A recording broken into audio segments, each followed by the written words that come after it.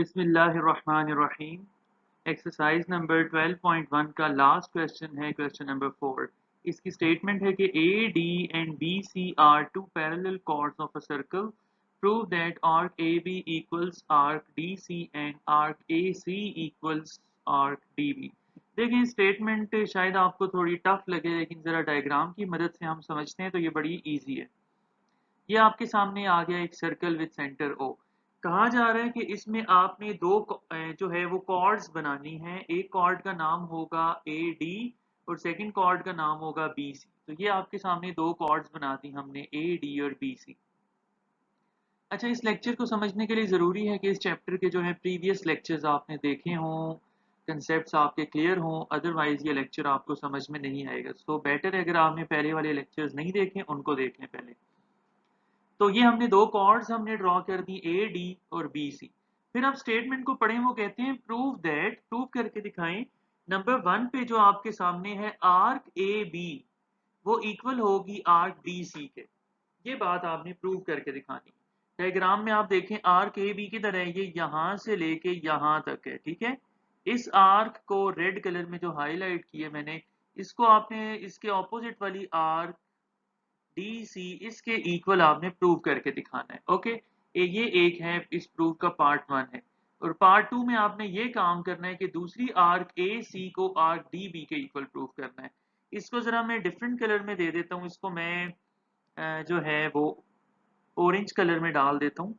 अब ये देखें, यहाँ से लेके ये जो बड़ी वाली आर्क में आपके सामने हाईलाइट कर रहा हूँ, बी से लेके डी तक, इसको आपने इक्वल प्रूव करना है। ये जो आर्क दूसरी है सी से लेकर ए तक, इन दोनों आर्क्स को भी आपने इक्वल प्रूव करके दिखाना है। तो सबसे पहले हमारे पास गिवन है O is the centre of the circle और दो कॉर्ड्स हैं हमारे पास ए डी और बी सी। अच्छा, हमें ये भी गिवन है कि बोथ आर पैरेलल, ये दोनों पैरेलल हैं।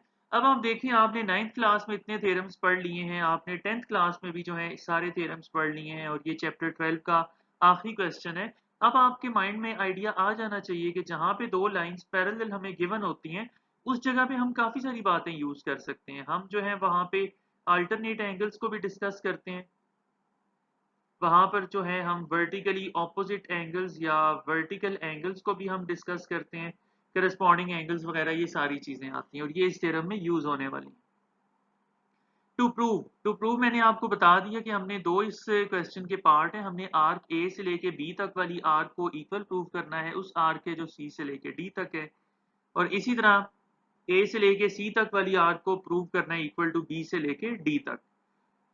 कंस्ट्रक्शन देखिए, कंस्ट्रक्शन में आप क्या करेंगे, जो पॉइंट ए है इसको सबसे पहले पॉइंट बी और सी के साथ ज्वाइन कर दें। सिमिलरली पॉइंट डी को आप सी और बी के साथ ज्वाइन कर दें, और इनका दोनों कॉर्ड्स का ए सी और बी डी का जो पॉइंट ऑफ इंटरसेक्शन है ये वाला, उसे आपने लेबल कर दिया एज पॉइंट ओ। इसके बाद आपने एंगल्स को लेबल करना है 1 से लेकर 6 तक। इन बातों को लिख दें, join A to B and C, join D to B and C, A, C and B, D intersect at point E and label the angles as shown.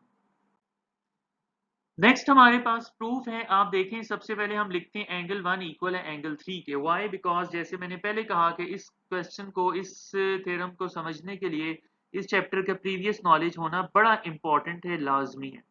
आप देखें, ये जो आपके पास है कॉर्ड डी सी, इसने सर्कल को दो हिस्सों में डिवाइड कर दिया। एक हिस्सा सर्कल का जो इसकी लेफ्ट साइड पे है, अगर मैं इसको हाईलाइट करूं ये सारा, और ये मेजर सेगमेंट है, हम पढ़ चुके हैं। और दूसरा जो है वो ये इसकी राइट साइड पे है, जो कि बिल्कुल छोटा सा है, माइनर सेगमेंट है। हम पढ़ चुके हैं वो दो एंगल्स जो सेम मेजर सेगमेंट के अंदर हो वो इक्वल होते हैं। देयरफॉर एंगल 1 और एंगल 3 दोनों एक ही single common same major segment के अंदर है, इस वजह से ये इक्वल हो गए। For the same reason angle 2 is equal to angle 4। ये क्यों इक्वल होंगे? अब हम रेफरेंस पॉइंट चेंज करेंगे। अब आप कॉर्ड ले लेंगे A B. Chord A B ने इस सर्कल को 2 पार्ट्स में डिवाइड कर दिया। एक राइट साइड पे मेजर सेगमेंट है, दोनों 2 और 4 मेजर सेगमेंट के अंदर हैं, सो दे आर इक्वल। अब आप देखें, यहाँ पे हम कहेंगे कि एंगल 1 इक्वल है एंगल 4 के। ये जैसे मैंने कंस्ट्रक्शन में आपको बल्कि गिवन में बताया था कि अगर ये दो लाइंस पैरेलल हैं, दो लाइंस क्या हैं, पैरेलल हैं, और थर्ड लाइन इनको क्रॉस करके गुजरे, तो ये जो थर्ड लाइन आती है जो इनको क्रॉस करके गुजर रही होती है, इसे हम कहते थे ट्रांसवर्सल। ट्रांसवर्सल की अल्टरनेट साइड्स पे बनने वाले इंटीरियर एंगल्स ये इक्वल होते हैं और इनको अल्टरनेट एंगल्स कहते हैं।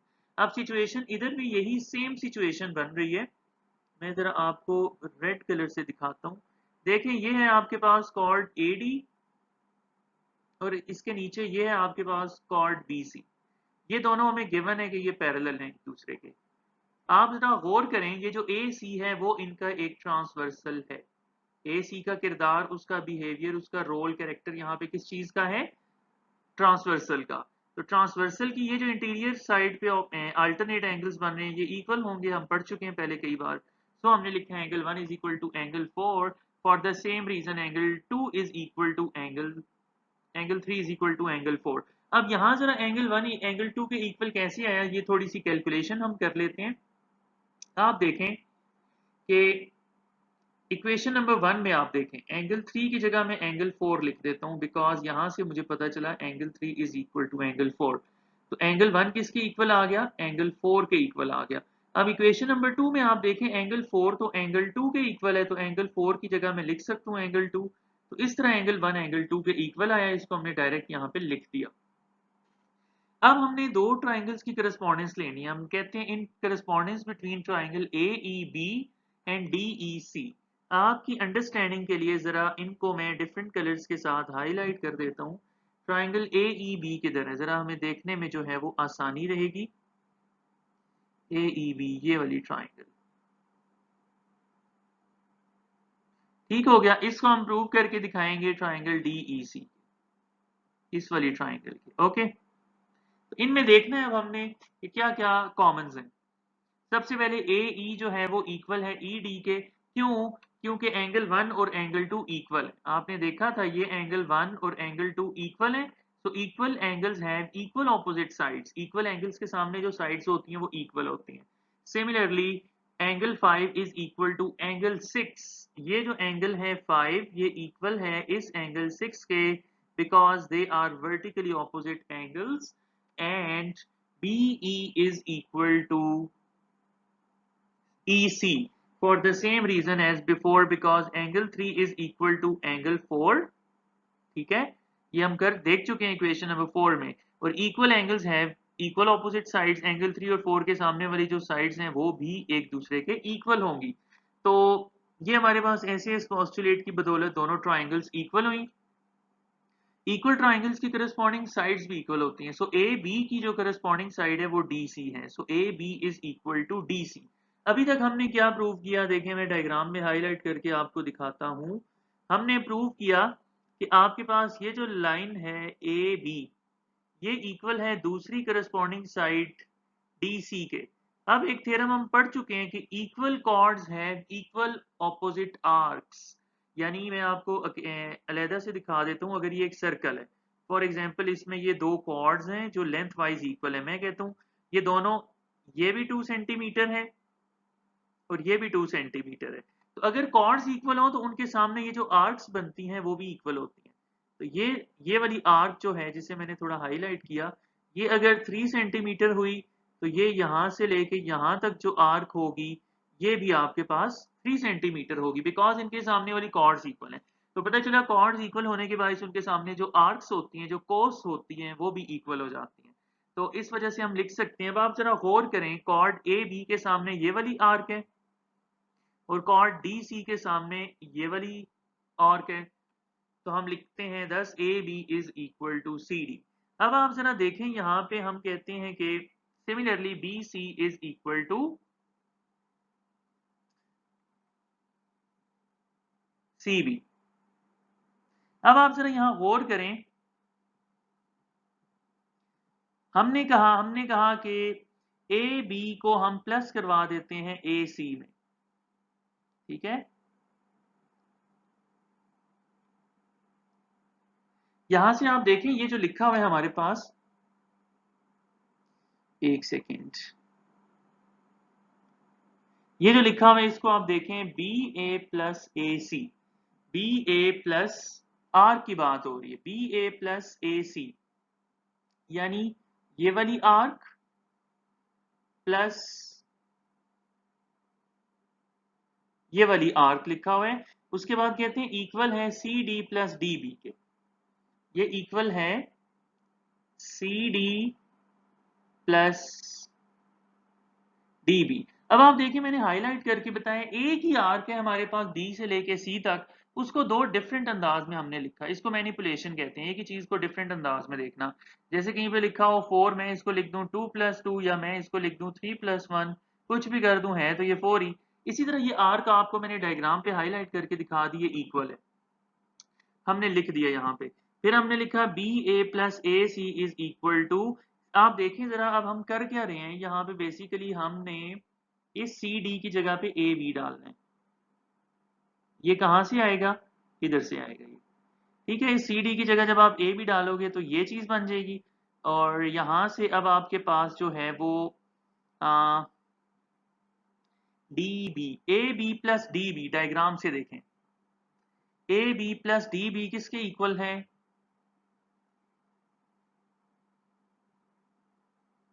ए बी प्लस डी बी, ये ए बी है और ये डी बी है, ये एक ही आर्क है, ठीक है, एक आर्क का ये हिस्सा है। तो इसको हमने लिखा equal to A C plus B ए।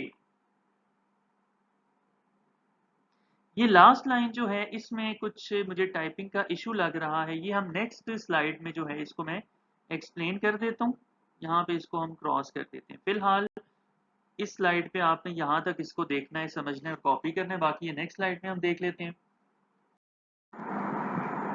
अच्छा ये देखें, इसको तो हमने प्रीवियस स्लाइड में कर लिया था ना, ये अभी मैं एक्सप्लेन नहीं कर रहा, तो लास्ट जो लाइंस हैं वो मैं एक्सप्लेन कर दूं। डायग्राम के थ्रू मैंने आपको बताया था, ये तो यहाँ तक हमने एक्सप्लेन कर लिया था, यहाँ तक। अब यहाँ से आगे मैं बताता हूँ। आप देखें ये इक्वेशन हमने सीख ली थी कैसे बनी प्रीवियस स्लाइड में, तो यहाँ एक टर्म जो है वो आपको शायद नज़र आ गई हो, मुझे नज़र नहीं आई थी पहले, मैंने ऑब्जर्व नहीं था किया कि ये इक्वल है, तो ये कट जाएंगी और ए सी बच जाएगा इक्वल टू डी बी, और यही रिजल्ट हमने प्रूव करना था।